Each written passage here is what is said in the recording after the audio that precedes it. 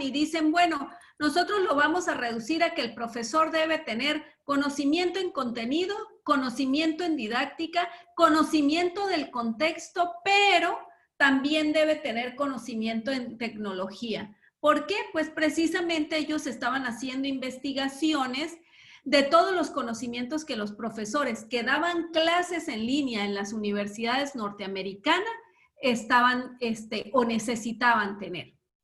Y entonces, en esta investigación que nosotros estamos haciendo aquí en el Instituto de Investigación y Desarrollo Educativo, nos preguntamos, ¿hay algo más que debamos saber los profesores? Y la respuesta es claro que sí, hay mucho más.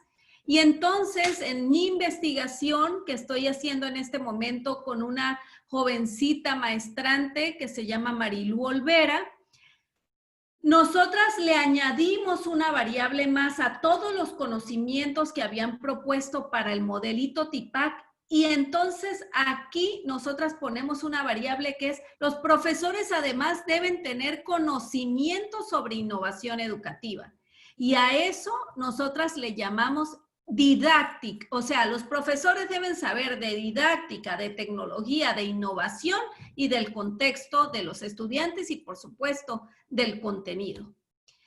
Qué fácil es ser profesor, ¿no? Entonces, ¿con estos conocimientos ya es suficiente o hay algo más?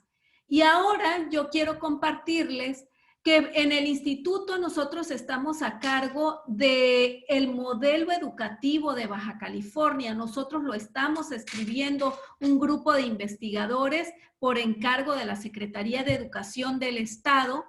Y yo puedo compartirles que en los contenidos básicos de la nueva escuela mexicana, en el que todos los niveles, desde el nivel inicial hasta el nivel superior, debemos estar involucrados, está la lengua materna, la lengua indígena, lengua extranjera, en este caso inglés por nuestra ubicación geográfica, razonamiento lógico matemáticos, pensamiento científico y tecnológico, arte, salud y deporte, valores, civismo y desarrollo humano.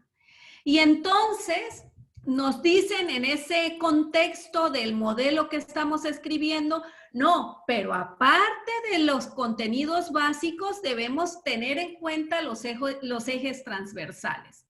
Y los ejes transversales también son un mar de información, ¿no? El enfoque de derecho, el enfoque transversal para la inclusión y la atención a la diversidad de los contenidos básicos, el enfoque de tecnologías de la información y la comunicación, el enfoque intercultural, el enfoque de igualdad de género, el enfoque ambiental, el enfoque de orientación al bien común, el enfoque socioemocional. Entonces, si metemos todo eso en una bolsa, ustedes se podrán imaginar que la bolsa de conocimientos de los profesores ya está repleta, ¿no? O sea, debemos saber de contenidos específicos, pero además debemos saber de todo lo que hay alrededor del contexto de nuestros estudiantes y hoy en día de todo lo que hay alrededor de la tecnología, que las clases en línea nos llegaron sin siquiera estar preparados la mayoría de nosotros. Y entonces la pregunta es, ¿y para las clases en línea estoy listo? ¿Realmente estoy preparada para la nueva normalidad? Y entonces a mí me gustaría escucharlos a ustedes, saber qué es lo que está pasando por su cabeza en este momento y me gustaría que me contestaran en esta página www.menti.com. El código es 913852 y la pregunta que quisiera que me compartieran, la respuesta a esta pregunta es, ¿estoy listo para las clases en línea en el marco de la nueva normalidad?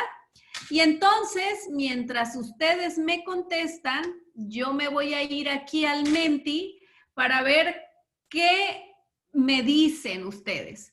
¿Estoy listo para las clases en línea en el marco de la nueva normalidad? Solamente deben ingresar a www.menti.com y el código 913852. Espero sus respuestas. Y entonces, Aquí es muy importante reconocer qué es lo que está pasando con nosotros frente a las clases en línea, porque realmente no estábamos preparados y estar en clases en línea requiere de muchos años de esfuerzo, de muchísimos años de preparación. Yo les puedo decir que yo he estado involucrada en las clases en línea desde el año 2005, es decir, han pasado 15 años de formación y al día de hoy todavía puedo compartir que tengo muchísimas áreas de oportunidad que atender. Entonces, ¿qué es lo que está pasando con los profesores hoy en día? Les agradezco muchísimo su participación. Me encanta que la mayoría reconocen que están en proceso. Precisamente eso es lo que queremos de los profesores en México, que todos estemos en proceso, que todos estemos en constante cambio. La mayoría están en proceso, seguidos de los que sí están listos para las clases en línea y algunos pocos que me dicen, no, Katy, yo al día de hoy no estoy listo para las clases en línea. Y siguen moviéndose las estadísticas. Muchísimas, muchísimas gracias por la participación. Entonces, me quedo con que están en proceso. Muy bien. Seguimos. ¿Y qué debemos saber los profesores antes de comunicarnos con nuestros estudiantes en línea? Y fíjense, antes de nosotros comunicarnos con nuestros estudiantes en línea, debemos tomar en cuenta, número uno, la edad de nuestros estudiantes. Es muy importante reconocer que la duración de las sesiones en línea nunca pueden ser equiparables a la duración de las sesiones que tenemos presencialmente. Aunque nos parezca mentira, los aparatos electrónicos nos cansan visualmente y entonces hace que nuestro aprendizaje sea menos óptimo cuando estamos muchas horas atendiendo una clase en línea. Es importante también reconocer la cultura del estudiante. No es lo mismo dirigirnos a un estudiante que está en el casco urbano de una ciudad a un estudiante que está en una zona rural o de difícil acceso. No es lo mismo dirigirnos a las personas que están en un país y a las personas que pertenecen a otro país o que pertenecen a una etnia y a otros que no. Nunca es lo mismo. Debemos tener muchísimo cuidado con la cultura de nuestros estudiantes. También debemos reconocer que la educación en línea se da tanto de manera verbal como de manera escrita. Por lo tanto, es muy valioso que todo lo que nosotros hablamos, como en este caso, que ustedes me están escuchando a mí, además de estarme escuchando, de estar escuchando mi voz y de estar viendo mi imagen, ustedes están teniendo un reforzamiento visual de lo que yo voy diciendo y ese reforzamiento visual está escrito. En la comunicación en línea es muy importante hacer ese ensamblaje, hacer esa fusión entre la comunicación verbal y la comunicación escrita. Además, hay que hacer diferencias entre las clases numerosas y las clases pequeñas. En este momento yo estoy viendo que adentro de Zoom hay 65 participantes, pero también tengo aquí a la mano mi página de Facebook y veo que solamente en mi página de Facebook hay más de 20 personas conectadas. ¿Qué quiere decir eso? Que yo me estoy dirigiendo en este momento solamente a través de mis redes sociales y del Zoom al menos a 85 personas. Jamás es lo mismo tener una interacción con 85 personas en línea que una clase pequeña con 3 o 4 personas. Entonces, debemos ser cuidadosos de la forma como nos comunicamos, porque una cosa es la comunicación interpersonal y otra muy distinta es la comunicación masiva. Cuando tenemos comunicaciones masivas, necesitamos tener personas que nos estén apoyando para poder administrar los grupos que nosotros estamos atendiendo. Cuando surgen preguntas, cuando surgen dudas o cuando surgen comentarios de cualquier tipo, porque nosotros quienes estamos exponiendo no tenemos la posibilidad de ver todo lo que los administradores ven en estas plataformas. Pero cuando tenemos clases pequeñitas que estamos utilizando Google Meet, e incluso si estamos utilizando esta misma plataforma, el Zoom, tenemos la posibilidad de vernos las caras todas las personas y entonces yo como profesor me doy cuenta a través de la expresión facial de mis estudiantes cómo se van sintiendo y yo puedo decidir si interrumpir la clase, si dejar la formalidad y si sacarle un poquito de plática a mis estudiantes para que descansen y retomar la sesión un momento después. ¿Qué debemos saber antes de comunicarnos con nuestros estudiantes en línea? Los profesores en línea tenemos un gran reto. Supera a la inteligencia emocional que debemos tener en la presencialidad. El reto es tener conocimiento sobre inteligencia emocional y además el reto es tener conocimiento sobre comunicación efectiva. Es muy importante que nosotros sepamos cómo comunicarles a nuestros estudiantes tanto los conocimientos formales como los conocimientos implícitos y además que nosotros tengamos la posibilidad de tener tanta inteligencia emocional que podamos lograr hacer un verdadero ensamblaje con nuestros estudiantes, que verdaderamente podamos conectar con ellos.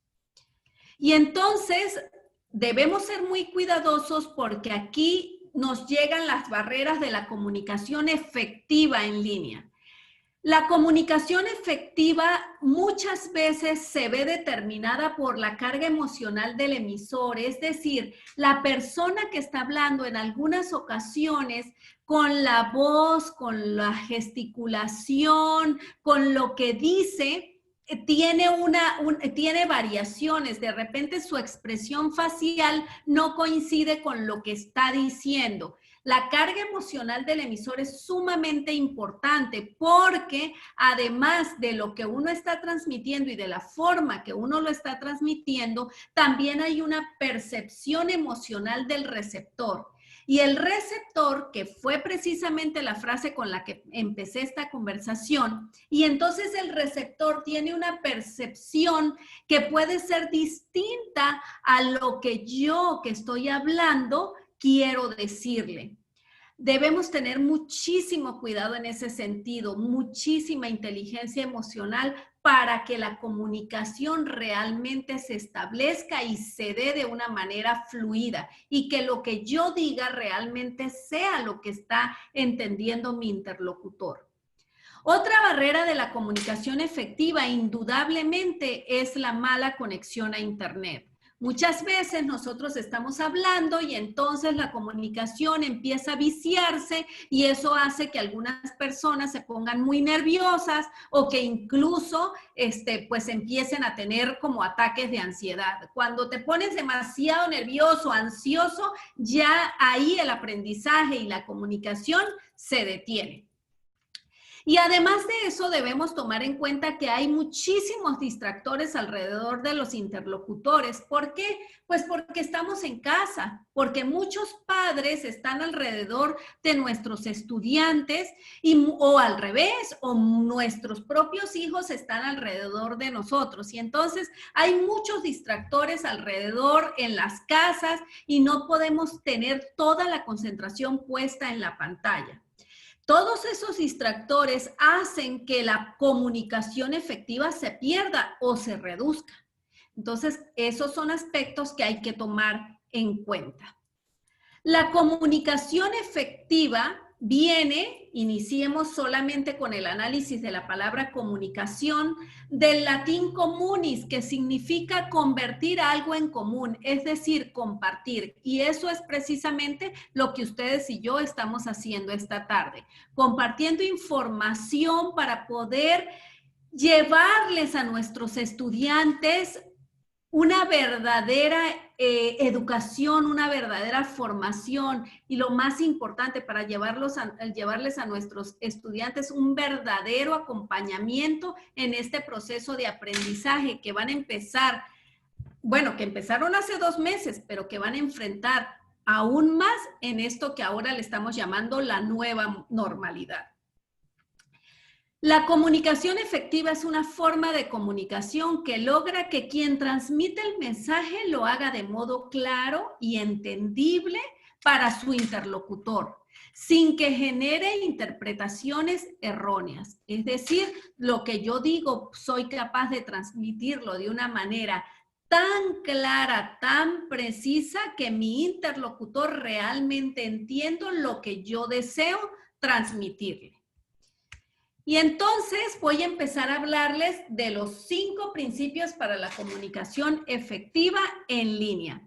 Número 1, la comunicación efectiva de un profesor en un contexto virtual involucra la planeación. Número 2, la tecnología que utiliza el profesor en línea debe ser sencilla para evitar las distracciones que implica el uso de la tecnología. Número 3, la forma del mensaje que emite el profesor en línea de manera verbal o escrita debe estar orientado según la intención del diálogo, ya sea social, ya sea argumentativo o ya sea pragmático. El número 4 es el profesor debe mantener una interacción constante y periódica con los estudiantes y servir de mediador. Y el 5, la comunicación efectiva en línea requiere la atención de aspectos socioemocionales, tanto de los estudiantes como del profesor. Eso es muy importante reconocerlo, que los profesores también necesitamos estar bien emocionalmente para dar nuestras clases en línea, porque estamos viviendo días difíciles, estamos viviendo días de mucho estrés. Entonces, es bien importante también reconocer que los profesores también tenemos una carga emocional importante en estos momentos y que también estamos en un proceso de adaptación a este cambio obligatorio que estamos viviendo a causa del COVID. Y entonces empecemos con el principio número 1. Dice, la comunicación efectiva de un profesor en un contexto virtual involucra la planeación. ¿Qué quiere decir con eso? Bueno, debemos diseñar el objetivo y o la meta común. En cada clase nosotros debemos tener un objetivo para la clase. Dependiendo de la edad de los estudiantes, deben ser clases cortas, pero yo debo compartirles aquí que yo doy clase incluso con estudiantes de maestría y doctorado y los tengo a lo mucho 1 hora y media en una sesión en línea, no más. ¿Por qué? Porque después de ese momento les empieza a molestar la silla, les empieza a molestar la espalda, les empieza a molestar los ojos, el brillo de la computadora, etcétera, etcétera. Y cuando es demasiado tiempo, entonces se pierde la verdadera comunicación. Debemos tener preparados los contenidos de la clase, planear la estrategia didáctica de la clase y entonces aquí hay muchos profesores que en este momento tienen dudas o tienen inseguridades porque todas las estrategias didácticas conocidas estaban dirigidas hacia clases que se daban en la presencialidad.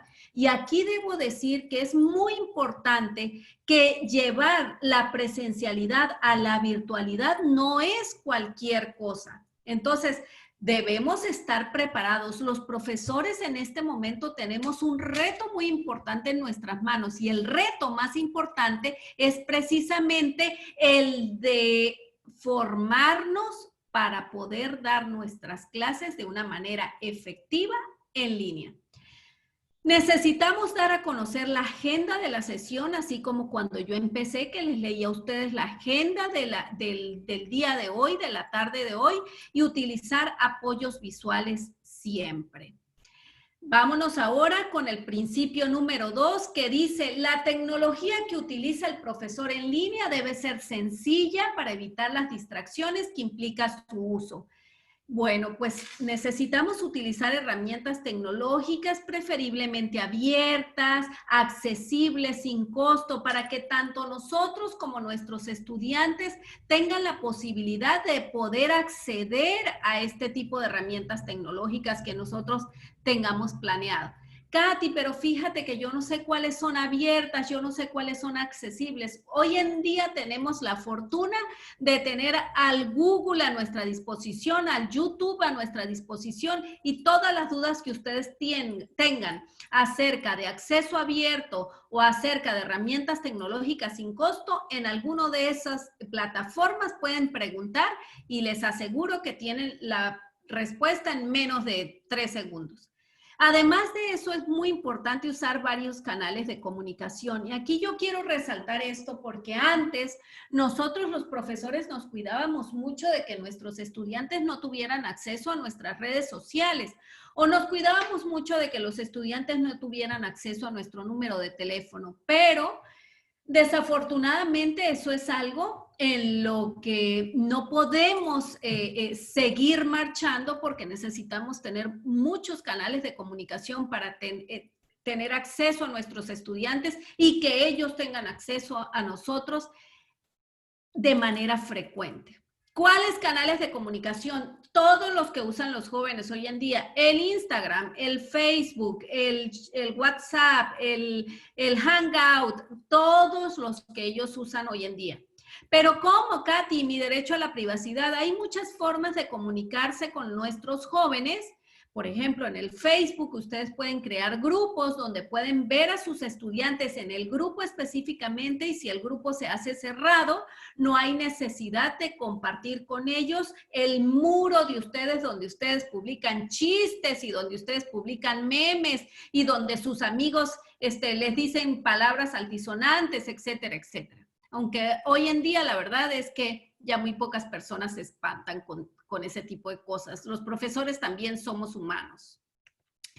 Y entonces nos vamos ahora a el tercer principio, que dice: la forma del mensaje que emite el profesor en línea, de manera verbal o escrita, debe estar orientado según la intención del diálogo social. Es bien importante, profesores, muy importante, que las clases en línea tengan también una connotación social. Hoy en día necesitamos tener más empatía con nuestros estudiantes y preguntarles desde cómo están, desde que ellos se saluden entre ellos, qué están haciendo, cómo se han sentido, cómo están viviendo esta etapa de confinamiento que a nivel mundial estamos padeciendo. Entonces, es importante tener un espacio para el diálogo social.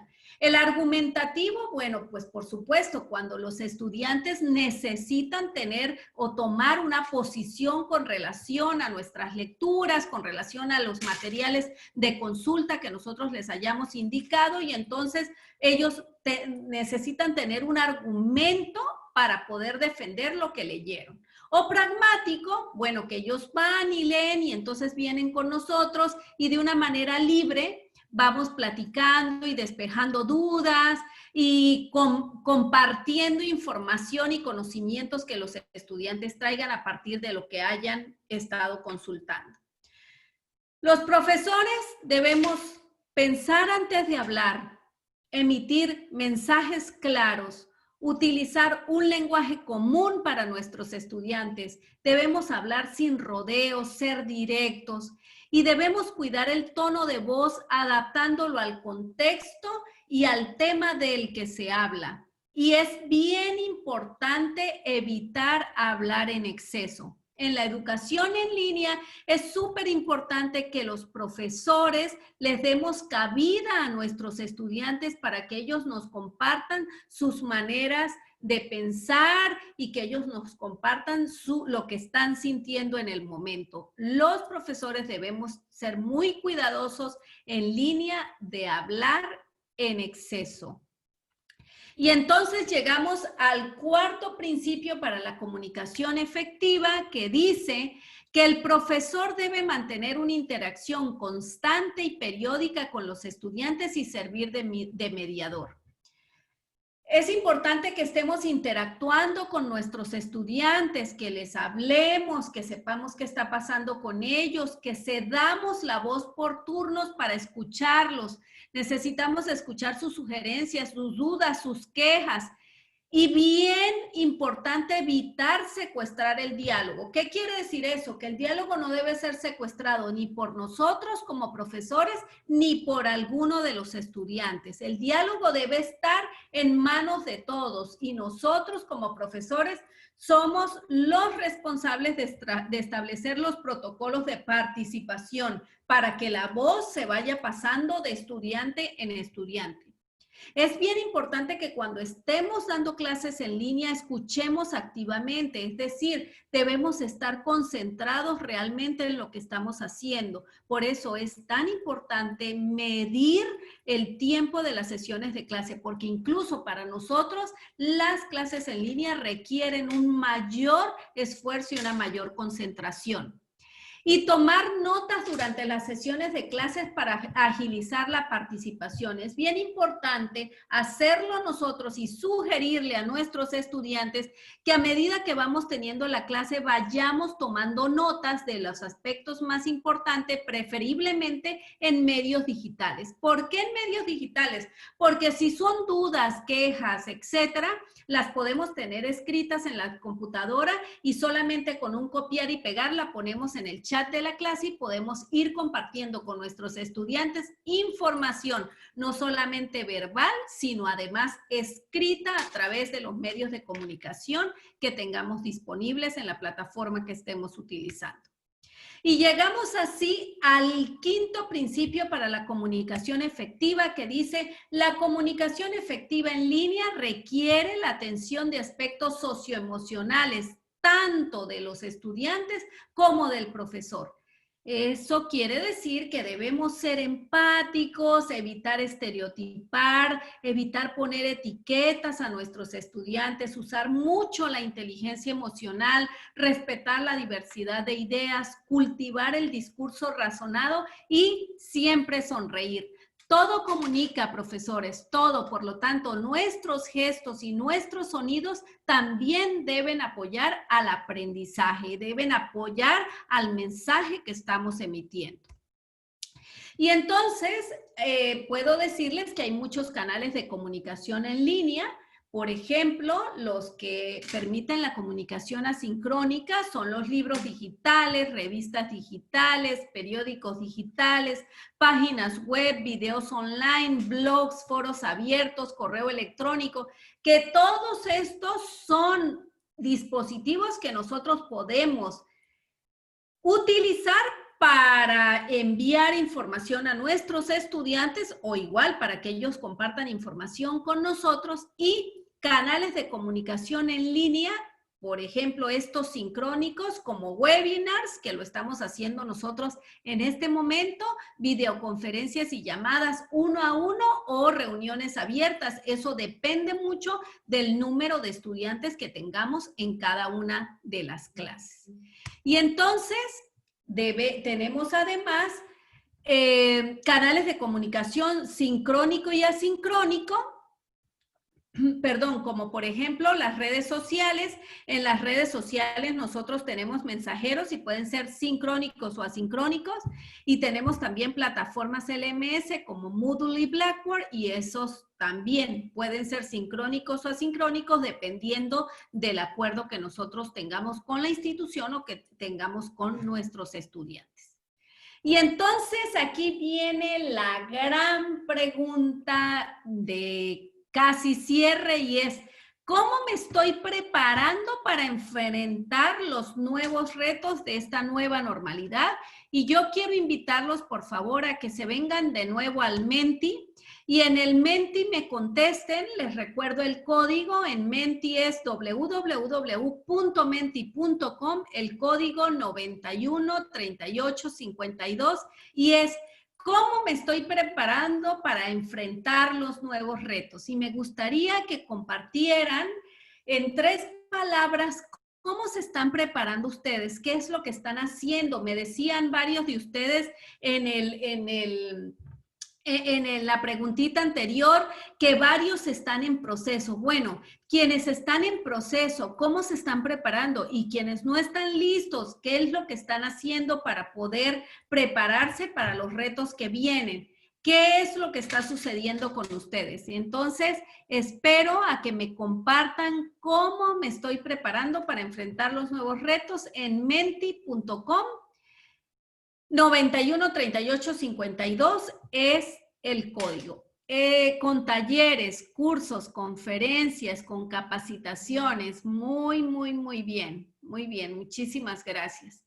Sí, es bien importante con capacitaciones, investigando, con cursos. Muchas gracias por participar. Con talleres, tomando cursos. Muy bien. Conociendo el panorama, observando, ejerciendo, actualizando. Mira, eso es muy importante. Actualizándome digitalmente. Con desarrollo socioemocional, con cursos del IMSS, estudiando. Muy bien, con certificaciones, academias, conferencias, talleres. Maravilloso. Por aquí leí con talleres virtuales, con herramientas tecnológicas. Muy bien, con congresos, practicando. Pues es muy grande el reto que tenemos. Muy grande el reto. Las palabras cursos, conferencias y capacitaciones son las que tienen mayor número de participaciones aquí. Les agradezco mucho tomando cursos, sí, definitivo. Si antes los profesores nos dedicábamos a estudiar, ahora el reto es aún mayor porque nuestra posibilidad de ser mejores profesores en este momento está precisamente en la capacitación acerca del uso de herramientas tecnológicas para enseñar a nuestros estudiantes. Qué bonita participación. Muchísimas, pero muchísimas gracias por su participación. Muy bien, volvemos a la presentación. Los aspectos socioemocionales, profesores, son el gran reto para mí. Es muy importante para mí, quiero compartírselos. Estas son mis referencias. Es muy importante para mí tener la capacidad y la sensibilidad para atender a mis estudiantes y a todos los problemas emocionales que puedan estar sintiendo en este momento por el proceso de confinamiento que estamos viviendo. Eso para mí, para Katiuska Fernández, en este momento es más importante que una calificación. Para mí es algo muy personal. Les dejo mis datos de contacto. Mi correo electrónico es katiuska.fernandez@uabc.edu.mx. Tengo 2 páginas personales. Una la tengo en Facebook y es katiuska.fernandez.morales y la otra es una página web personal. La pueden buscar en el Google, es katiuska-fernandez.com. Ahí pueden ver todo mi currículum. Está en extenso mi currículum en esta página personal. Y está también aquí la página del Instituto de Investigación y Desarrollo Educativo. Mi instituto es un instituto específicamente de desarrollo, de investigación y evaluación. Tenemos varias líneas de generación de conocimiento y nosotros ahí damos 2 posgrados. Uno es maestría en ciencias educativas y el otro es doctorado en ciencias educativas. Tenemos becas CONACYT y la Universidad Autónoma de Baja California es una universidad pública de nuestro país. Entonces, quiero agradecerles a todos su atención. Y pues se queda abierto el micrófono para la persona que esté moderando.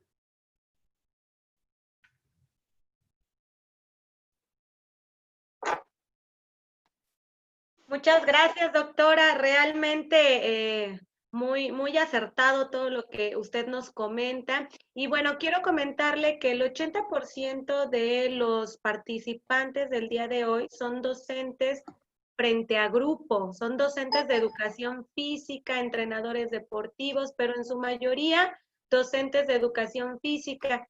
El día de hoy, bueno, también nos acompaña la directora de Educación Preescolar con todo su equipo de trabajo, la maestra Judith Luz Carballo Domínguez, en la que, bueno, en algún momento me gustaría cederle la palabra para que nos diera algún comentario.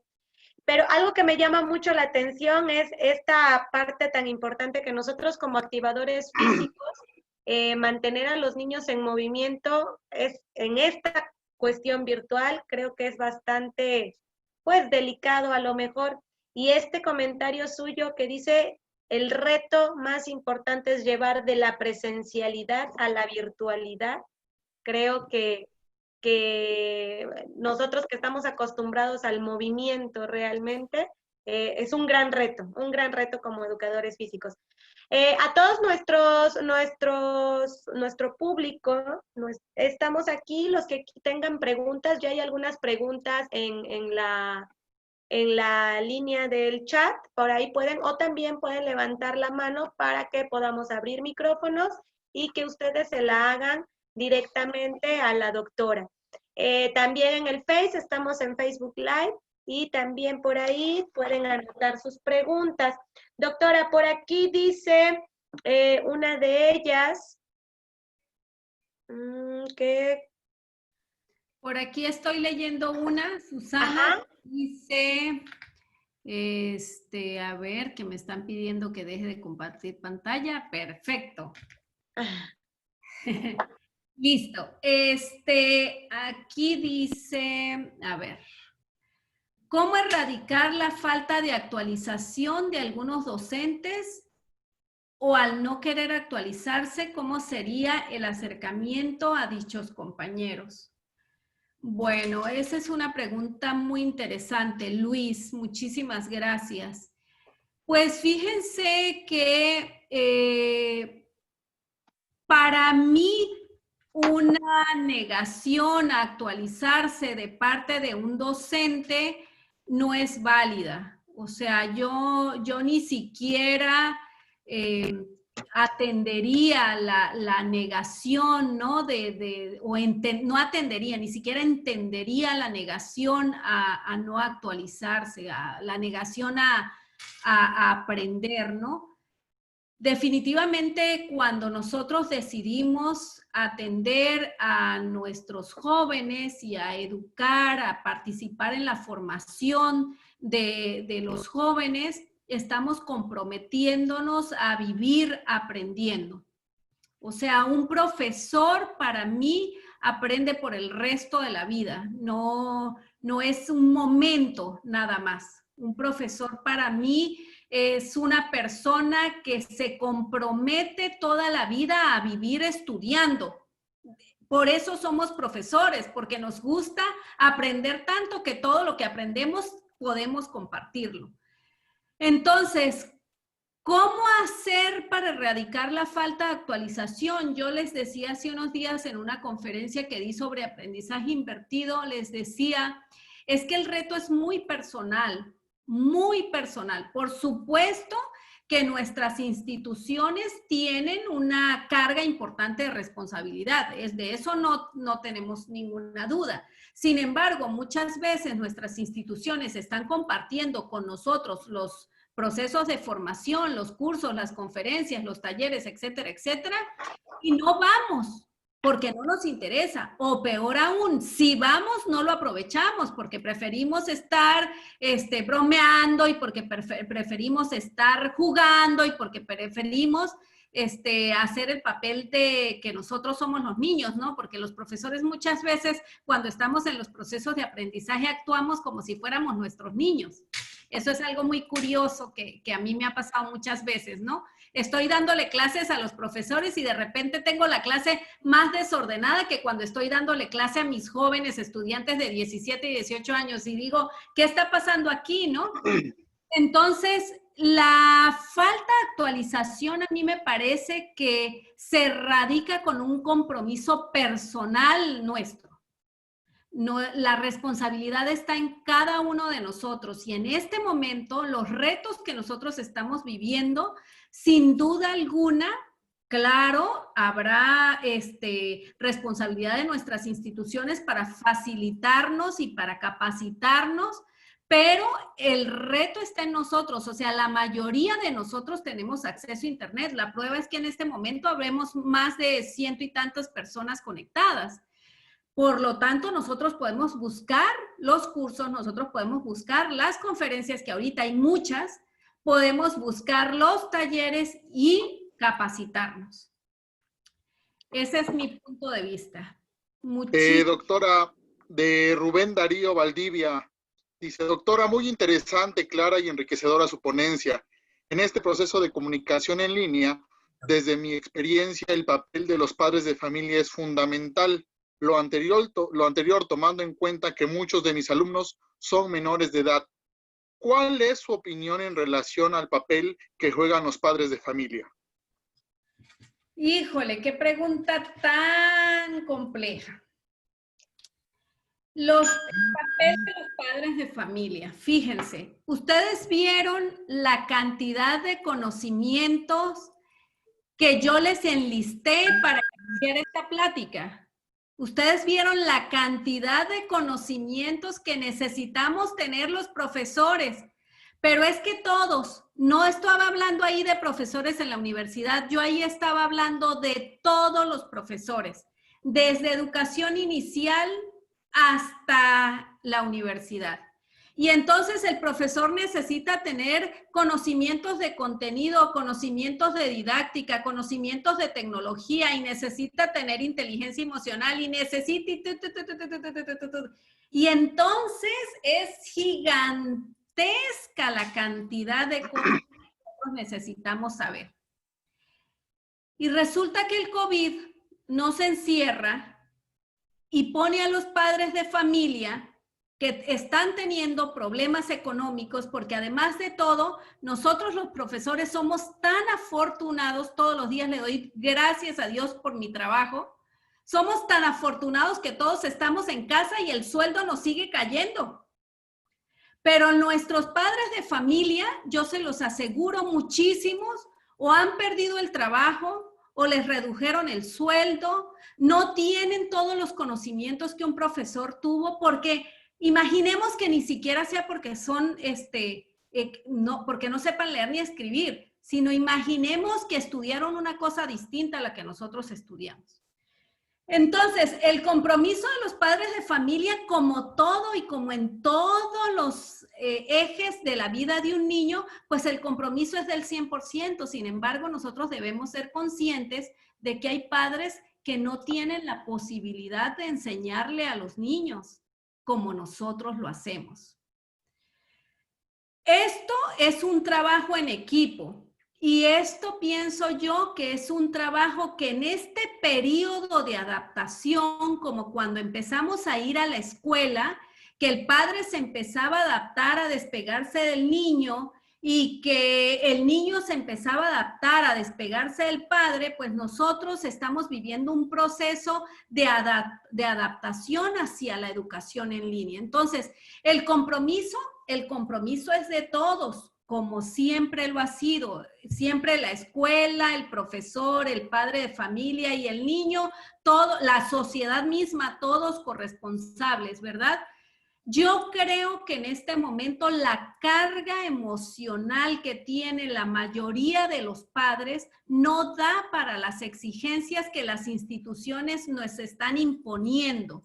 Yo me he dado cuenta que a los profesores de primaria, sobre todo, les han mandado un mundo de trabajo, ¿no? Y quiero las evidencias, y quiero las evidencias, y quiero las evidencias.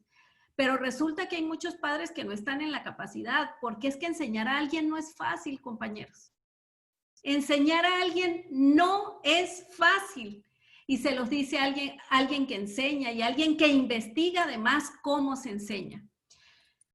Mi respuesta sería, el compromiso de los padres es el mismo que el nuestro. Aprender día a día, adaptarse día a día. No va a ser de hoy para mañana. Así que hay muchos paradigmas que nosotros debemos cambiar. El primero es el de las calificaciones. A nosotros nos debe preocupar más cómo está emocionalmente mi estudiante para saber si puede hacer las tareas. A nosotros nos debe preocupar más qué es lo que está pasando en la casa de mi estudiante. Porque, profesores, muchos mexicanos, muchos perdieron el trabajo por la pandemia. Esa es mi respuesta. Doctora, también de parte de Gema Lobato, para el nivel de preescolar, ¿cuáles son sus recomendaciones? Mira, mis recomendaciones para el nivel de preescolar, a mí me parece que esa es, que ese es un nivel mágico. Creo creo que los niños no pueden, por su propia edad, estar demasiado tiempo en línea. Sin embargo, creo que les hace muchísimo bien ver a su profesora entre unos 10 y 15 minutos. Eso exige que la profesora tenga o necesite estar con grupos muy pequeñitos durante las sesiones en línea. Y además de eso, que las profesores tengan formas de enganchar al niño. Es decir, es importante que preparen videos ellas mismas con su propio celular, con su propia computadora, videos caseros, no, nada tiene que ser videos editados como si fuera una película de Hollywood. No, no, no, no. El niño, profesores, no está viendo la calidad del video. El niño está viendo a su maestra. Para el niño es eso lo que es valioso. Entonces, que preparen videos haciendo las actividades, no sé si les van a enseñar los colores, pintando los rollitos del papel higiénico, de los colores primarios, amarillo, azul y rojo, y que le vayan explicando en el video, vamos pintando y lo vamos haciendo así, etcétera, etcétera. Pero debe existir un reforzador y ese reforzamiento debe darse aquí en la interacción. 10 minutos de, a ver, yo pinté esto, si ella le está dando seguimiento al video que ya le envió a los padres, que puede ser en WhatsApp, como se los mande, y entonces en el video con el niño o en la llamada con el niño, que la profesora intente saber qué fue lo que pasó durante la actividad que el niño está desarrollando.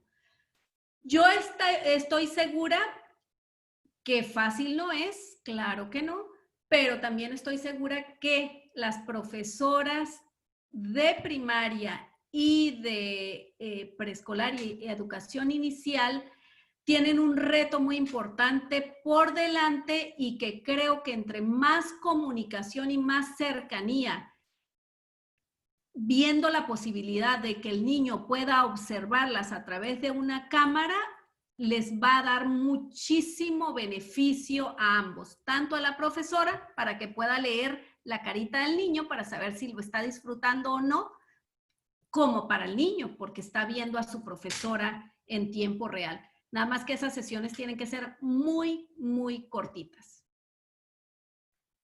Gracias, de parte doctora. de Marlene. Sí, adelante. Sí, de parte del Facebook dicen, hay muchos casos preocupados precisamente por los padres de familia y precisamente nos preguntan qué hacer en los casos donde los propios padres no le dan el debido valor a las actividades que se diseñan o se proponen en la modalidad en línea. Aquí hay que tomar en cuenta que cuando esto empezó, nosotros inocentemente, de una manera muy ingenua, pensábamos que esto iba a terminar. Y entonces nos decían, y ustedes recordarán, porque aquí en la universidad nosotros dejamos de dar clase más o menos cuando ustedes también lo hicieron, y eso fue el 18 de marzo. Y el 18 de marzo nos dijeron, no, vamos a volver, ya no me acuerdo, pero como que fue el 12 de mayo, algo así. Y después del 12 de mayo nos dijeron, no se preocupen, vamos a volver el 30. Y después nos volvieron a recorrer la fecha, ¿se acuerdan? Y no, pues ahora vamos a volver el 1 de junio y así sucesivamente. Entonces, ingenuamente todos creíamos que esto iba a terminar. Y resulta que realmente, pues esto vino para quedarse. Esto vino para modificar los próximos años de nuestra vida. Y en ese momento, en marzo, no estábamos tan conscientes. Y entonces nuestros padres, igual que nosotros, ¿no? Pues pensábamos, pues cuando esto termine, ¿no? Y en agosto cuando volvamos. Pero sí vamos a volver, claro, por supuesto que vamos a volver, pero vamos a volver distintos. No vamos a volver a clases de lunes a viernes, no vamos a volver a clases de 7 de la mañana a 1 de la tarde, no vamos a volver a clases con 50 niños. Yo les puedo compartir que en mi universidad yo he tenido grupos de 52 jovencitos de 17 años, entre 17 y 19 años. 52. Eso no va a volver. Al menos no en 2020 y 2021. Entonces, ¿eso qué significa? Pues significa que los padres, igual que nosotros, tienen que adaptarse. Y tenemos que adaptarnos a que los niños, este volver escalonado, es realmente que nuestros niños vayan a clase lunes, miércoles o viernes, que vayan a clase martes, jueves o sábado. Y entonces nosotros, los mismos profesores que antes no íbamos a la escuela los sábados, es bastante probable que los sábados vayamos a la escuela. Nada más que poquitito tiempo. Antes íbamos a la escuela de 7 de la mañana a 1 de la tarde y entonces ahora resulta que vamos a ir quizás 1 o 2 horas, ¿no? Para este regreso escalonado. Yo no sé bien cómo se está armando esta cuestión en el sistema educativo, pero sí estoy segura que es algo de lo que ya se está hablando, porque en nuestras reuniones acerca del modelo educativo nosotros ya lo estamos visualizando.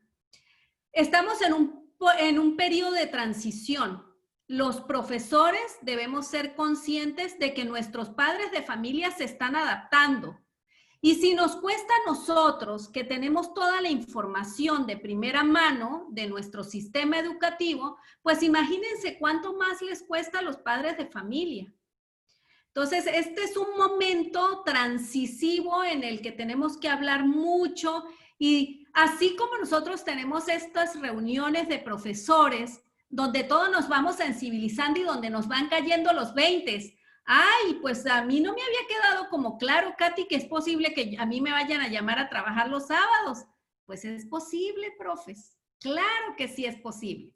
Bueno, como nosotros tenemos estas reuniones, nosotros necesitamos hacer las reuniones con nuestros padres, porque a mí lo que se me hace más complejo aún es saber qué va a pasar con los niños cuyos padres, ambos, trabajan. Y si los niños no pueden regresar a la escuela, ¿qué va a pasar? Es mi caso.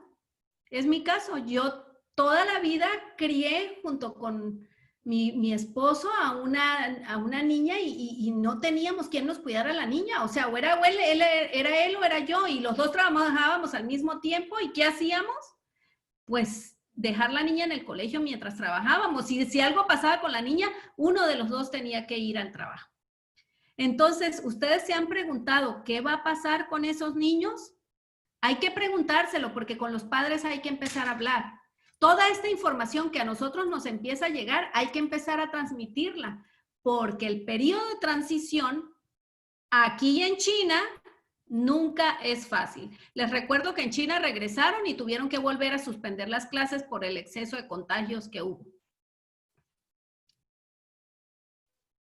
Doctora, de parte de Marlene, en la charla se comentó que es recomendable que para los profesores deban preparar su clase en un tiempo no más de 1 hora y media. En el caso de los profesores de aula, existe un profesor para cada clase al día. ¿Cómo hacer para que los alumnos no sientan cansancio durante todo este tiempo de clase? Puras preguntas de examen de grado me están haciendo. No, pues imagínense, o sea, el que se cansa en matemáticas o en español o en ciencias naturales. El que se cansó, o sea, a ver, el hecho de que el niño cambie de profesor no quiere decir que su cansancio se disipe, o sea, mi recomendación sería hacer sesiones cortas. Por ejemplo, yo sé que hay colegios que están trabajando de esa forma. que los profesores están trabajando continuamente con los niños, termina un profesor y lo agarra otro como si estuvieran en la escuela. Mi recomendación sería que hagan sesiones un poquito más cortitas, que las sesiones no sean, perdón, de 50 minutos, sino que sean de unos 40 minutos y que suelten al niño, que incluso el niño se desconecte, que esté desconectado unos 20, 30 minutos y vuelva a reconectarse otros 30, 40 minutos y se desconecte nuevamente, porque es que es muy difícil. Miren, siempre que yo doy una plática de estas, después de que la doy, quedo totalmente cansada. Entre que el nervio de preparar la clase, entre que el nervio de lo que me preguntan, entre que el nervio de que no se me vaya el internet, entre que el nervio de poderlos escuchar y todo, termino cansada. Y pasa lo mismo con los niños. Ahora, les voy a decir otra cosa. Imaginemos que estamos hablando de los niños que no tienen hermanito más chiquito. Imagínense un niño de 12, 13 años que tenga un hermanito de 5 y 6 años y que el hermanito esté como libélula alrededor, el estrés que eso le debe producir y que no lo puede controlar. Entonces, en esta nueva normalidad, insisto, hay que tener muchísimo cuidado con los tiempos y hay que producir mucho material que los niños puedan consultar fuera de línea, en el tiempo que a ellos se les antoje. Esa época ya llegó. La responsabilidad de que nuestros estudiantes asuman que ellos deben aprender por interés propio ya llegó. Lo que pasa es que como muchas veces nosotros mismos no tenemos el compromiso de nuestro propio aprendizaje, eso se nos hace muy difícil enseñarlo. Pero ese tiempo ya llegó. Nosotros deberíamos estar en la capacidad de grabar videitos, de grabar audios, mandárselos a los estudiantes y que ellos lo escuchen en el momento que ellos prefieran. Doctora, de parte de Vicky Miranda Guzmán, dice, gracias, doctora Katiuska. ¿Cuál cree usted que sea el motivo de esa negación a la actualización? ¿Falta de recursos, de tiempo, de estímulo económico o por mera falta de compromiso? Otra pregunta de la misma persona dice, ¿cuál sería una estrategia motivacional? Y si piensa que esos docentes no transmiten conocimiento con vocación o solo están trabajando, entre comillas, por rutina. Mira, ¿cuál puede ser la razón por la que un docente no quiere formarse, no quiere actualizarse? A mí se me hace bien difícil entenderlo porque la vida es un constante aprendizaje. Entonces yo no puedo concebir la vida si no estoy aprendiendo. ¿Cuál puede ser la razón? Yo no creo necesariamente que sea falta de recursos. Yo he sido invitada muchas veces a dar cursos a profesores y me doy cuenta que hay profesores que simplemente no les interesa. ¿Cuál es la razón? No la puedo decir, pero no les interesa. ¿Qué puede ser? Bueno, que el tema que yo estoy dando no les interesó, no les están enojados con el sistema, muchos consideran que no les están pagando lo suficiente y entonces como que se resisten. Sin embargo, a mí me parece que el aprendizaje es tan individual que todos deberíamos estar fascinados de que nos digan un curso y nosotros, ¡wow! Un curso debería ser así, o sea, es lo que mi lógica me dice, ¿no? Sin embargo, hay profesores que no son así. ¿Cómo se motivaría un profesor? Pues, ¿qué más quisiera yo decirles, verdad? Pues, ojalá que por cada curso que hagamos nos pagaran, ¿no? Pero como no es así, la motivación debe ser intrínseca. O sea, yo creo que esto tiene mucho que ver con lo que tienes la posibilidad de dar, lo que tienes la posibilidad de compartir. Y yo creo que entre mejor preparado estás, pues más habilitado estás para enseñar, más habilitado estás para poder llevar de la mano a tantos niños que finalmente van a ser el futuro de este país, de Latinoamérica y del mundo. El compromiso, insisto, para mí es individual. La motivación, yo creo que nosotros debemos sacárnosla, esa motivación de adentro, ¿no? Y yo estoy segura que la falta de capacitación no tiene nada que ver con el dinero.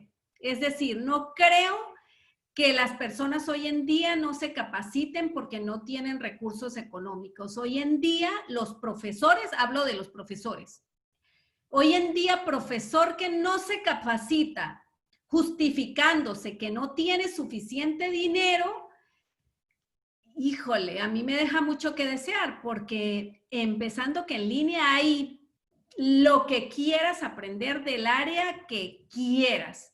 Hay un montón de MOOCs hoy en día gratuitos de las mejores universidades del mundo, de Stanford, del MIT, de todas las universidades. El TEC de Monterrey tiene en este momento 300 cursos gratuitamente rodando.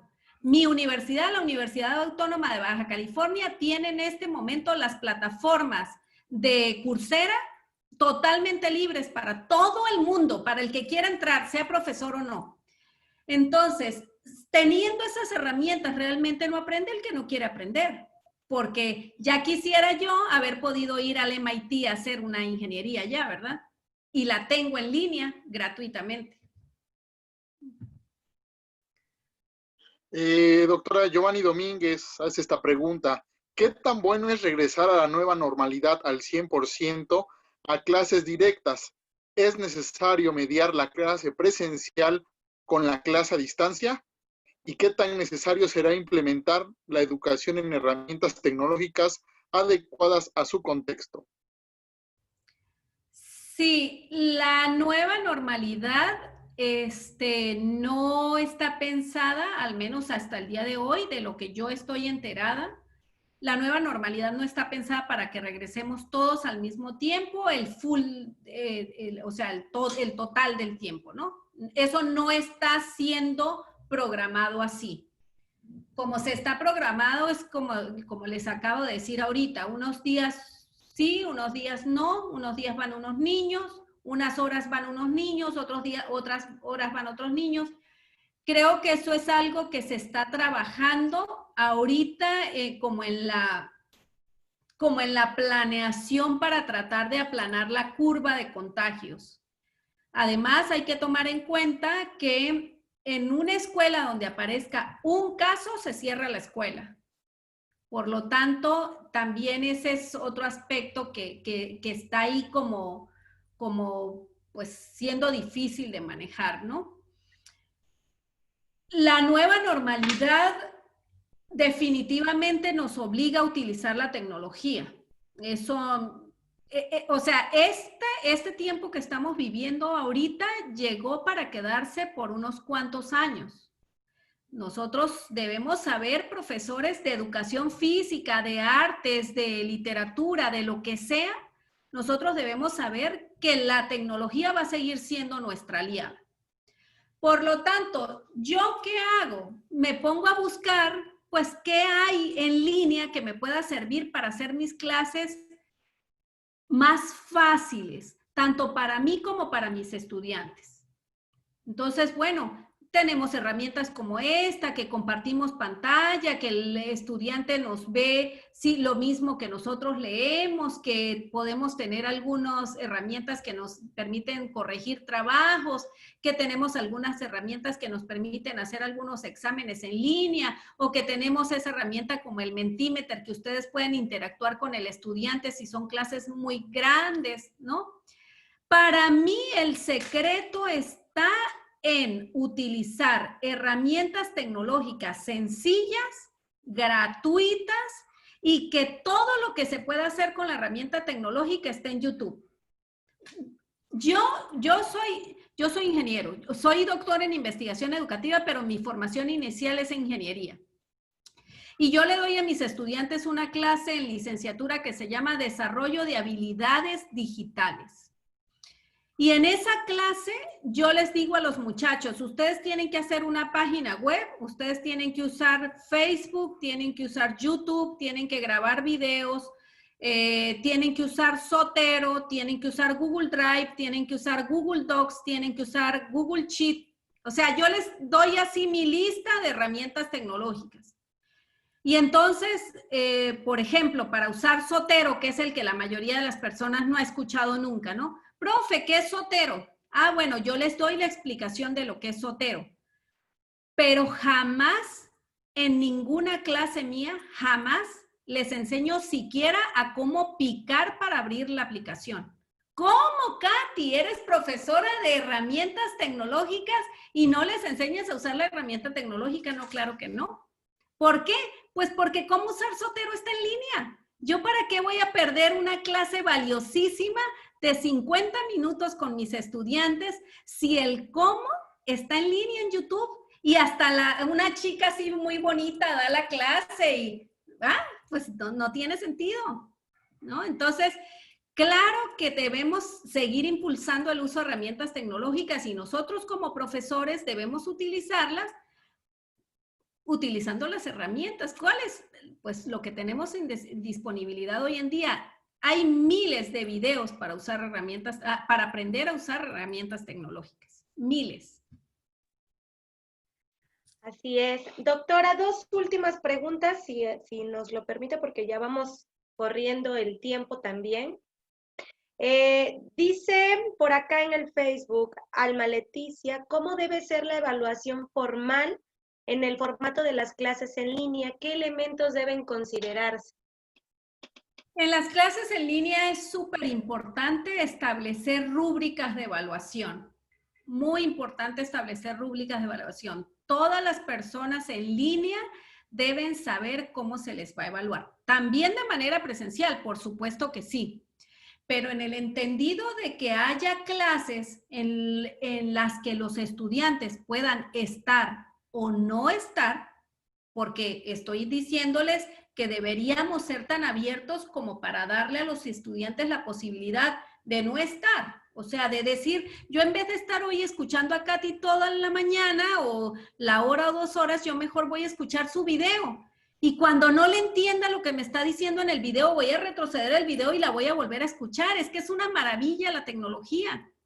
O sea, puedes explicar matemáticas en línea y cuando el estudiante no te entiende, retrocede el video y vuelve a ver qué es lo que tú estabas haciendo. En cambio, eso en una clase presencial es imposible. El profe, no puedes retroceder al profe, ¿verdad? Bueno, entonces, ¿qué debemos hacer para la evaluación formal? Debemos tener rúbricas nosotros, debemos tener rúbricas para que el estudiante sepa qué le vamos a evaluar específicamente.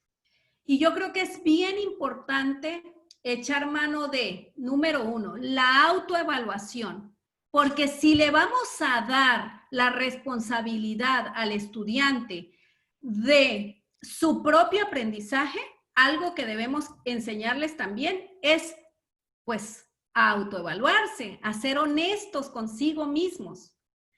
Debemos echar mano de la coevaluación cuando estamos haciendo trabajo en equipo y debemos, obviamente, hacer algunas actividades de autoevaluación, es decir, que los profesores tengamos el compromiso de evaluar. Katy, pero ¿cómo voy a evaluar 300? En estos días me escribió una persona en línea. ¿Cómo voy a evaluar 300 trabajos? Bueno, también en eso la tecnología es tan noble.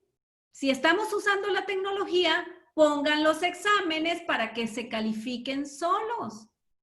¿Cómo se hace eso? Busquen en línea cómo se hacen los exámenes autocalificables en Google.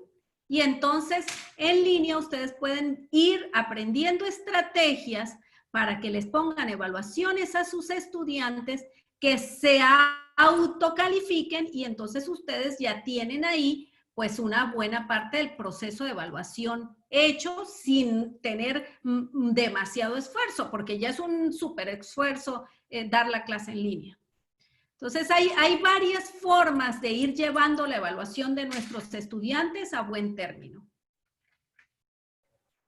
Por último, doctora, dice, buenas noches, le saluda Marta Moya. De esta actualización pedagógica de atención a nuestros educandos, vemos que la actitud y la aptitud padres e hijos ha llegado a tener un poco más de cooperación de parte de ellos. Ahora, ¿cómo podemos cuantificar su esfuerzo académico en caso de mantener el encierro?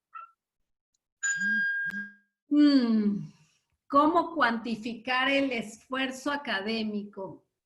¿Realmente nos interesa cuantificar el esfuerzo? A mí no. A mí no me interesa cuantificar el esfuerzo. A mí me interesa ver si mi estudiante está aprendiendo o no está aprendiendo. Hay muchos estudiantes míos que sin mayor esfuerzo aprenden. Y hay muchos que necesitan esforzarse 2 o 3 veces lo que uno para poder aprender. Hay unos de mis estudiantes, les decía yo en la clase de habilidades digitales, que no necesitan ni siquiera ver los videos para aprender a usar los software. Simplemente los instalan e intuitivamente pueden usarlos. Pero hay otros estudiantes a los que les requiere muchísimo esfuerzo poder aprender y poder utilizar el software. Entonces, realmente a mí no me preocupa cuantificar el esfuerzo, a mí me preocupa saber si mis estudiantes están aprendiendo o no. En esta nueva normalidad, ¿verdad? Pues yo quiero saber si mis estudiantes aprenden o no. Yo quiero saber si realmente puedo comunicar a mis estudiantes lo que les quiero comunicar, que son los temas que tengo planeados. Entonces, yo ahorita me preocuparía más que por medir el esfuerzo, que puede ser el de un estudiante 1 hora, pero de otro en el mismo tema puede ser de 5. Yo más que cuantificar eso, quisiera poder estructurar todos los dispositivos, refiriéndome a dispositivos como las pruebas, los videos, los cuestionarios, las rúbricas, los videos que yo personalmente voy a grabar y los que de otros colegas voy a buscar para compartir. Yo lo que haría ahorita sería dedicarme a hacer mi cúmulo de dispositivos que voy a compartir para asegurarme que mi estudiante va a aprender. Eso sería. Y entonces empezaría a tener un formato distinto en mi clase. Por ejemplo, yo les recomiendo mucho que utilicen el aprendizaje invertido en estas clases en línea. Es decir, que no lleguen a la clase a dar la clase, sino que suministren todas las lecturas y todos los videos antes de la sesión presencial, para que cuando lleguen a la sesión presencial, en la sesión presencial realmente los estudiantes digan: lo que leí, no entendí esto, me quedó esta duda, tengo este comentario, no estoy de acuerdo con esto. Es decir, que el estudiante venga preparado. Por ahí debemos iniciar el cambio de paradigma. Les recuerdo que el estudiante está en su casa, por lo tanto, el estudiante debería tener la posibilidad de aprender en su contexto y que cuando venga a la clase contigo, venga a hacer otra dinámica que no sea la que hicimos toda la vida, que fue darles el contenido a los estudiantes en el salón de clase. Eso es una de las principales partes que en este cambio de paradigma debemos enfrentar. Muchas gracias, doctora, por darle respuesta a estas preguntas. Vamos a dejar la palabra con la maestra Susana Antonio Suárez. Gracias a ustedes. Muchas gracias, doctora. Aquí hay unas preguntas que me llaman la atención, que las voy a englobar para no dejarlas como al aire. Y las dos hablan precisamente de que si el trabajo en línea, el trabajo en redes, no puede llegar a deshumanizar la educación precisamente. Y otra englobada en ¿a qué pasa con aquella población que no tiene acceso al internet precisamente? Muy bien. Mira, Como en todo en la vida. Todo en la vida tiene pros y tiene contras, todo en la vida tiene detractores y defensores, ¿no? Yo soy extranjera, yo vivo en México, pero soy extranjera. Y entonces, si a mí me dicen que la tecnología deshumaniza, yo les diría, pero claro que no. Por supuesto que no. Mi papá y mi mamá vieron crecer a sus nietas en línea.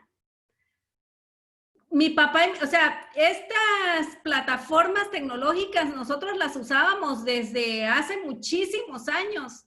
¿Por qué? Pues porque la tecnología para nosotros era una forma precisamente de evitar la deshumanización. A mí me interesaba que mi familia estuviera conectada. Si ustedes me dicen, ¿y cómo son tus clases en línea? No nos hables de tu familia, tus clases, dinos la experiencia en clase. Mi experiencia en clase en línea es totalmente humana. Yo tengo chats con mis estudiantes y mis estudiantes a mí me pueden escribir, hoy no me siento bien, no quiero estar en la clase. Sin que me den mayor explicación, no me siento bien. Para mí un no me siento bien es suficiente para que un estudiante no esté una hora escuchándome hablar. ¿Sí? Entonces, la deshumanización se da dependiendo de las personas. Definitivamente, esta es una herramienta que nos permite comunicarnos. Pero si deshumanizamos o no, realmente no depende de la tecnología, depende de nosotros mismos. O sea, depende de nosotros que lleguemos a la clase y no nos interese ni siquiera quién está del otro lado. Eso es muy importante. Si me preguntan a mí, puede haber personas que están, pues, en contra de lo que digo. Si me preguntan a mí, para mí la tecnología no deshumaniza a las personas. Para mí. Pero puede haber gente que esté totalmente en desacuerdo. ¿Y qué pasa con las poblaciones sin acceso? Fíjense que yo he hecho muchas investigaciones acerca del acceso a Internet. Como yo les decía hace ratito, mi perfil inicial es precisamente ingeniería en sistemas. Y entonces he estado involucrada con la tecnología y la educación al menos los últimos 20 años de mi vida. En las investigaciones que yo he hecho en México, la mayoría de las personas tienen celular. Yo les puedo decir, por ejemplo, que la UABC es una universidad pública, autónoma. Y tengo 3 años dando clases en la universidad y en 3 años nunca he tenido a un estudiante que no tenga celular. Nunca. Entonces, el acceso a los celulares hoy en día, no voy a decir que el 100% de la población, porque obviamente todos sabemos que no, pero hoy en día es bastante significativo. Yo creo que muchas poblaciones sin acceso van a seguir siendo atendidas por el gobierno nacional a través de los cuadernillos, que ya todos los profesores estamos familiarizados con eso, que todas las poblaciones de difícil acceso, los profesores han estado llegando a repartirles sus cuadernillos a los estudiantes y después los mismos profesores van a recoger los cuadernillos totalmente respondidos.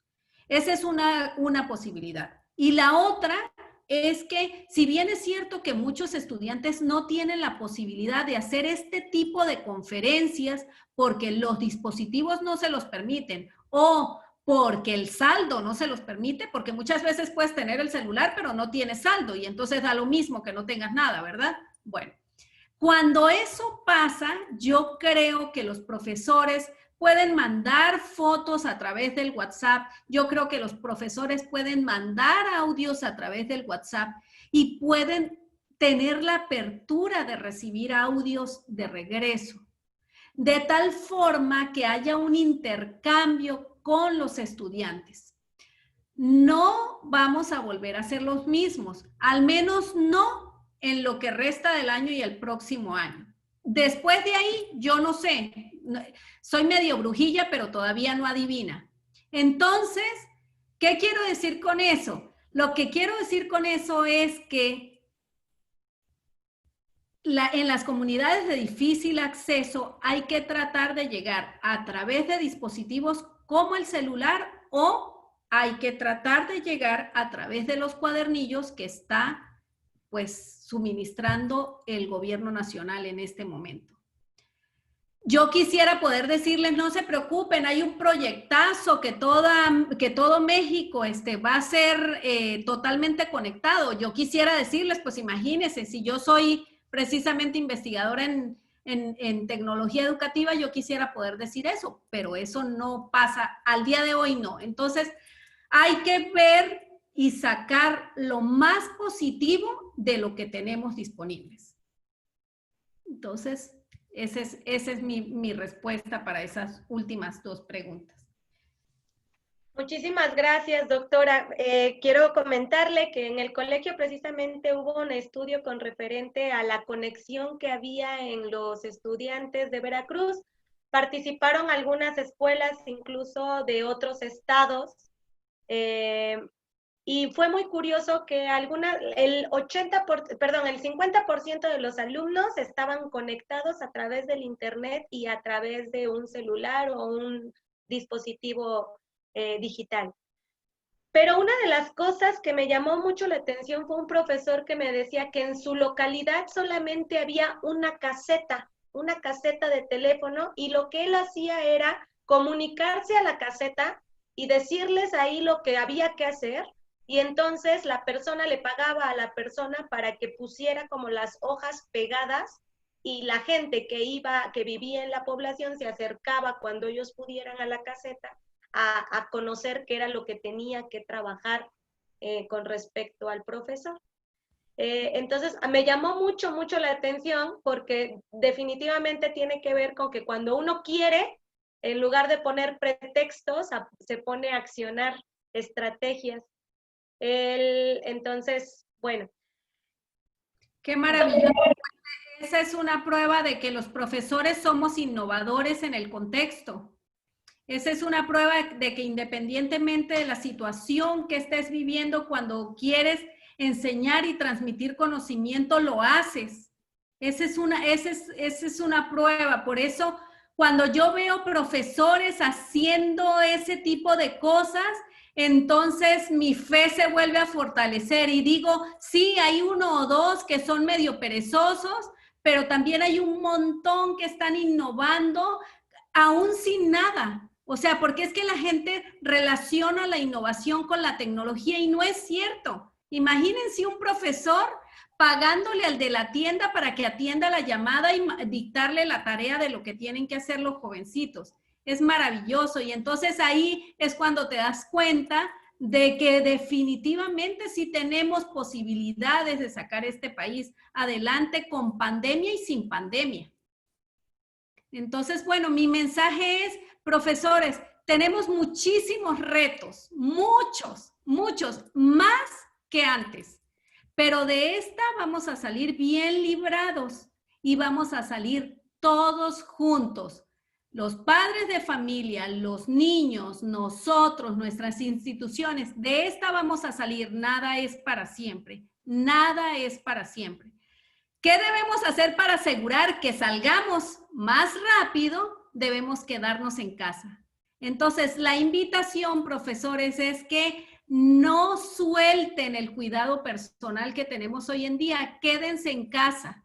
Entre menos personas estemos en la calle, menos contagios. Y nosotros somos de los afortunados que podemos estar en casa trabajando, aun cuando tengamos a la abuelita, al abuelito, al esposo y al niño alrededor.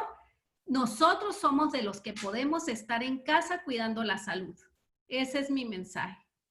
Muchas gracias por la invitación al colegio. Muchísimas gracias. Y a la Universidad del Golfo de México, muy agradecida por esta invitación.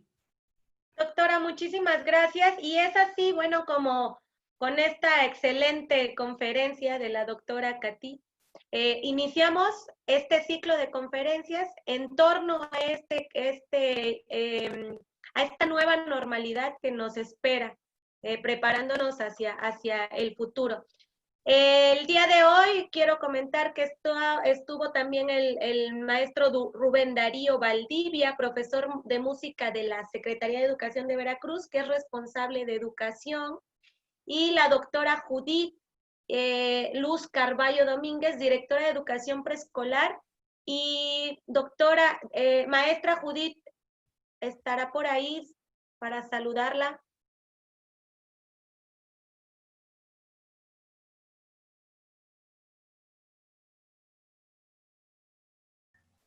Aquí estamos escuchando la conferencia. Muchas gracias, maestra. ¿Algún comentario, maestra, que quiera? Ay, Dios, voy a meter en camisa de 11 varas, creo. Bueno, miren, mucho de lo que nos dijo la doctora Katiuska es la realidad, ¿no? Estamos entrando en una nueva era, muy, muy, muy distinta a lo que a lo mejor en un principio veníamos trabajando. Es cierto, ¿no? Que hay muchos retos que tenemos que realizar. Pero la verdad, nosotros como docentes somos la verdad muy innovadores. A lo mejor no nos hemos dado cuenta, pero sí lo somos. Hace rato que decían las preguntas de aquellos lugares en donde, pues desafortunadamente, y eso es real, no tenemos, ni siquiera no es el internet, hay lugares en que ni siquiera hay luz, en donde no tenemos la posibilidad de que nuestros niños tengan que tener o que conocer, ¿no? Y si en determinado momento hay luz, pues no hay internet. Y si hay internet, a lo mejor en algunos lugares, pues no hay la posibilidad económica, como decía la doctora, de poderlo tener, ¿no? En casa de manera exclusiva. Pero yo la verdad estoy muy admirada y reconozco y valoro a todos mis educadores y educadoras que su actitud de docentes los lleva a hacer tantas otras cosas. No solo como el maestro que da la noticia y que lo solicita para que alguien, ¿no?, le pase los datos a los alumnos. Yo he visto educadoras que jalan su bolsa, hacen sus cuadernos, imprimen, trabajan, hacen y llevan de casa en casa esa tarea. Porque en preescolar, desafortunadamente, la parte emocional es la que más contacto con el docente tenemos. Esa parte emotiva, esa parte que el aparato electrónico no nos los da al 100%. Y lo digo al 100% porque en esta pandemia una educadora llorando me decía que se había emocionado tanto nada más de ver que algunos de sus alumnos, sus papás, le permitieron por una videollamada que la pudieran ver. Y los niños, lo primero que hicieron era decirle que la extrañaban, que la querían ver, que la querían abrazar, que la querían besar y que no entendían por qué, que aunque sabían que había un virus y que sus papás le habían dicho, ellos decían que no importa, me pongo un casco, me hago, pero yo quiero verte, yo quiero sentirte, yo quiero tocarte, yo quiero besarte, yo quiero abrazarte. Y que ella, ante esa impotencia, ¿no?, les decía que, pues, que pronto lo iba a hacer, que no se preocuparan, que de algún modo se iban a ir a ver. Y ante eso, muchos no estábamos preparados, ¿no?, para a lo mejor ni siquiera responderle a un chiquillo, a un chiquito, a un bebé, a un niño, y poderle explicar que algo a él que se le hace tan sencillo y nosotros poderle decir que no es factible. Entonces, esa parte emotiva, esa parte socioemocional es la que creo yo que a nosotros, ni ellos, ni nosotros, ni los papás, ni nadie estamos preparados para saber qué hacer ante esta situación. Entonces, me gustó lo que dijo la doctora, la actitud. Esa actitud que tenemos nosotros, esa vocación que traemos adentro, ese deseo de poder dar, de poder dar más de lo que nosotros damos, ese deseo de transmitir y de poder realizar acciones que nos lleven, ¿no?, a poder tener esa satisfacción de que lo que estudiamos y lo que somos,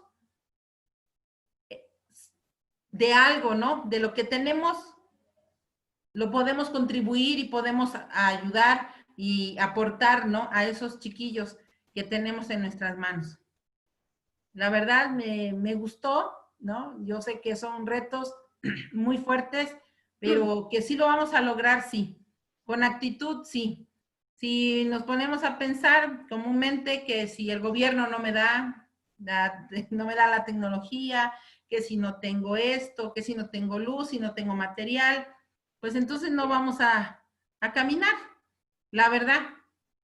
Ahí vamos a estar estancados y vamos a lo mejor hasta frustrarnos, ¿no? Pero yo creo que habemos muchos como ustedes que están ahí, como la doctora, como yo, que estamos en donde estamos porque nos gusta, porque fue nuestra profesión, porque fue nuestra vocación, porque decidimos, ¿no?, hacer algo. Y yo creo que es el momento de demostrar tantas cosas que se podemos realizar y qué bueno, ¿no?, que esa motivación pueda venir con este ciclo de conferencias que se van a tener y que podamos aprender un granito de tantas cosas y que podemos conformar algo más grande, que en determinado momento podamos sentirnos a lo mejor más seguros de la profesión que tenemos. Felicidades a los organizadores de estas conferencias, a la doctora, muchísimas gracias por su aportación y a todos ellos por haber asistido. Gracias por las palabras que me permitieron dar. Bonita noche. Muchas gracias, maestra. Y pues bueno, terminamos con nuestro tiempo el día de hoy. Tenemos ocupadas las salas también. Afortunadamente tuvimos un momento más porque tuvimos un espacio. Y mañana vamos a tener la conferencia Beneficios de la Iniciación Deportiva en niños con trastorno del espectro autista con el maestro Juan Carlos Guízar. Doctora Katy, muchísimas gracias. Eternamente agradecida. Gracias a ustedes por la invitación. Que estén muy bien. Bye bye. Muchas gracias. Hasta luego a todos y nos vemos el día de mañana. Gracias. Bye. Bye.